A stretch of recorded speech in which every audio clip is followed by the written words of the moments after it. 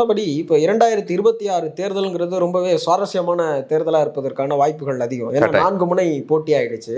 இப்போ இந்த சிறுபான்மை மக்களினுடைய வாக்கு யாருக்கு அப்படிங்கிறது தான் பெரிய பேசு பொருளாவே இருக்கு. கட்டாயம். அது வந்து ஏடிஎம்கே கூட்டணிக்கு இருக்குமா, அல்லது நாம் தமிழர் அவங்களுக்கு இருக்குமா, தனிச்சு நிற்கக்கூடிய நாம் தமிழருக்கு இருக்குமா, அல்லது இப்போ அண்மையில இந்த தேர்தலை முதல் தேர்தலா சந்திக்கக்கூடிய தமிழக வெற்றி கழகத்துக்கு இருக்குமா அப்படிங்கிறது தான் பெரிய பேசு பொருளா இருக்கு.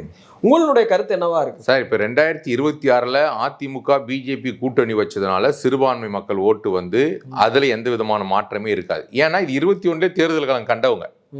பாராளுமன்ற தேர்தலில் தான் கூட்டணியிலன்னு சொல்லி பிரிஞ்சாங்களே தவிர சட்டமன்றத்தில் ஆல்ரெடி 2021 10 வருஷம் ஆட்சிக்கு பிறகு இவங்க கூட்டணியில வந்துதான் நின்னார்கள். அதனாலதான் பிஜேபி 4 சீட்டு கிடைச்சிச்சு, மற்ற திமுக அதிமுக கூட்டணி எல்லாம் சேர்த்து 77 சீட்டு வந்துச்சு.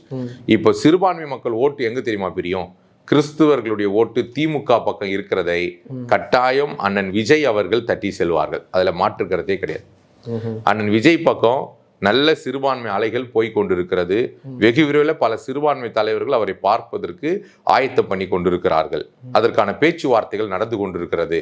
நிச்சயம் வந்து பிஜேபிக்கும் அதிமுகவுடைய பக்கம் இருக்கிற சிறுபான்மை மக்கள் எங்கேயும் போக மாட்டாங்க. போறதா இருந்தா அன்னைக்கே ஜெகன்மோகன் ரெட்டி முதலமைச்சரை எப்படி வீட்டுக்கு 11 சீட்ல அமைச்சாங்களோ அன்னைக்கே அதிமுகவையும் பிஜேபி அமைச்சிருப்பாங்க.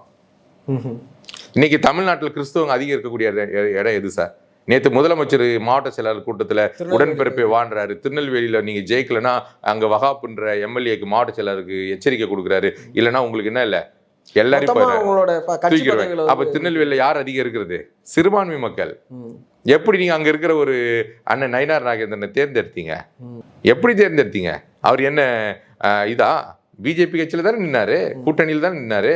அன்னைக்கு நீ உங்களால் திருநெல்வேலியை கைப்பற்ற முடியலையே.